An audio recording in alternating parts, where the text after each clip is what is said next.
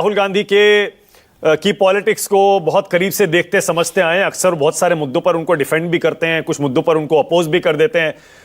तहसीन, ये संसद के सत्र के बाद सुन रहे हैं राहुल गांधी फिर से वो फॉरेन टूर का उनका एक प्लान बन गया है, जिस पर जाहिर है कांग्रेस के पार्टी के नेताओं का बयान भी आया था।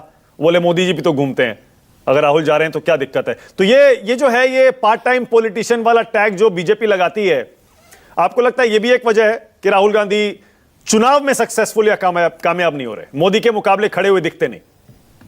मानक जी, अव्वल तो संडे के दिन आप सबके साथ शिरकत करने को मौका मिला, इसलिए आपका शुक्रगुजार हूं। 2 या 3 चीज, जो आपका पहला सवाल था जिससे आज की बातचीत हमने शुरू की, कि जो पार्लियामेंट में डिबेट्स हुए वंदे मातरम और एसआईआर को लेकर, सबसे पहले तो मुझे लगता है मैं सबके ओर से ये बोल सकता हूं, मैं लिबर्टी ले रहा हूं कि जब पार्लियामेंट चर्चा होती है, डिबेट्स होती है, तभी हमारा लोकतंत्र मजबूत होता है। तो दिस वाज वेरी गुड, यही हम सब चाहते हैं, चाहे हम किसी भी पक्ष पे हो, किसी भी साइड पे हो, कि पार्लियामेंट में डिबेट हो। और मुझे लगता है कि 2 जो आउटस्टैंडिंग स्पीकर्स थे, विपक्ष की तरफ से प्रियंका गांधी वाड्रा थी, आई थिंक उनका जो वंदे मातरम का स्पीच था माइंड ब्लोइंग था।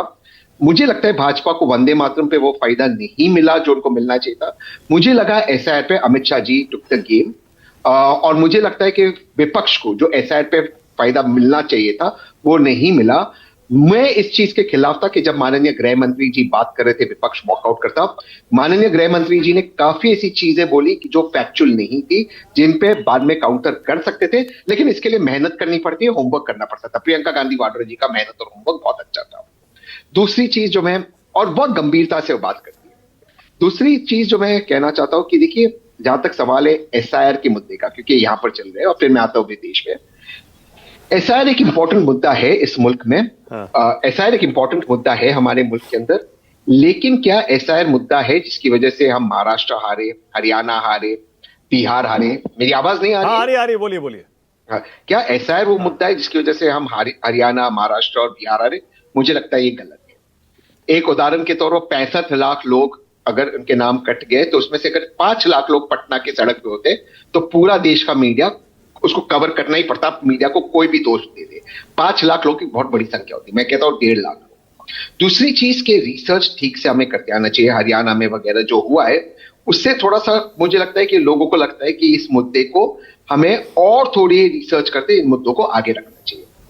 जहां तक आपका सवाल है कि ऑपोजिशन की स्ट्रैटेजी क्या होनी चाहिए, मुझे लगता है कि ऑपोजिशन की स्ट्रैटेजी 2 फोल्ड होनी चाहिए। एक, वाकई रिसर्च करो, मेहनत करो, अच्छी रीत से पार्लियामेंट में बात करो।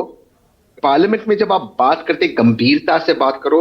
जब आप संवैधानिक पदों के बारे में बात करते, उनको वो इज्जत दो जो वो पद डिजर्व करते हैं, चाहे फिर वो पार्लियामेंट में हो या किसी इलेक्शन रैली में।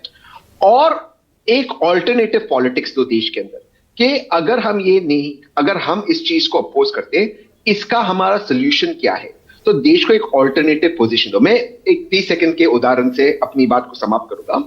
मान लीजिए कि 2 रेस्टोरेंट है, मैंने आपको ये बात पहले भी की। एक रेस्टोरेंट का नाम है बीजेपी, एक रेस्टोरेंट का नाम है कांग्रेस। बीजेपी के रेस्टोरेंट में आपको पता है कि वहां के हेड शेफ मोदी जी है, सूर शेफ अमित शाह जी है, उसके बाद के शेफ जयशंकर जी है, निर्मला सीतारमन जी है, वगैरह वगैरह। आपको वहां का खाना अच्छा लगे या नहीं लगे, एक शेफ अच्छा लगे या ना लगे, आपको पता है आपको वहां पर क्या मिलने वाला है।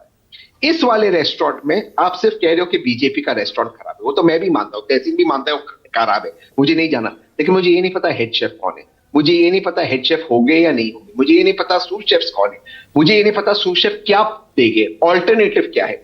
जब तक आप ऑल्टरनेटिव नहीं दोगे, लोगों को कितना भी चाहिए वो बीजेपी की तरफ ही जाएंगे, कम से कम पेंसिटर्स। हमारा काम होना चाहिए, वो जो इकोसिस्टम है, जो ताली मारता है, उनको अपील करना नहीं। जो लोग हैं, जो न्यूट्रल लोग हैं, जिन्होंने किसी कारण 2009 में कांग्रेस को वोट किया, 2014 में मोदी जी को वोट किया, उनको दोबारा से हमारे साथ लाना है। जो नए वोटर्स है लाना है, और उसके लिए गंभीरता से हमें बात करनी चाहिए।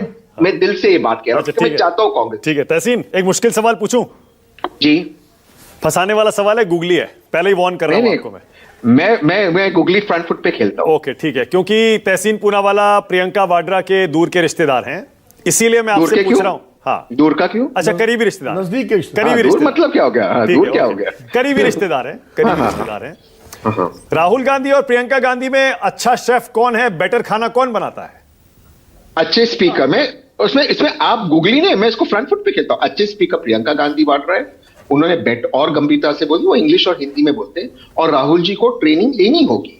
अगर राहुल जी विपक्ष के नेता है, उनको हिंदी में और बोलना चाहिए, उनका एसआईआर का स्पीच हिंदी में होना चाहिए था, और जो संवैधानिक पद है उनको बड़ी गरिमा से और आदर से उनको संबोधित करना। मैं बाउंसर फेंकता हूं इस बार, मैं बाउंसर फेंकता हूं, आपने तो डक कर दिया इसको, मैं बाउंसर फेंक रहा हूं। मैं तो अरे डक कैसे, क्या हाँ नहीं, एक्चुअली गूगली को डक कर नहीं सकते, लेकिन आपने उसको छोड़ दिया, डक नहीं किया, आपने उसको छोड़ दिया। मैंने तो कहा प्रियंका जी मैं सीधा फेंकता हूं, बॉडी लाइन फेंकता हूं मैं। हाँ। बताइए ना, ये क्या प्रियंका गांधी को चार्ज लेना चाहिए क्या कांग्रेस का? कांग्रेस के अच्छे दिन आ सकते हैं प्रियंका गांधी के नेतृत्व में?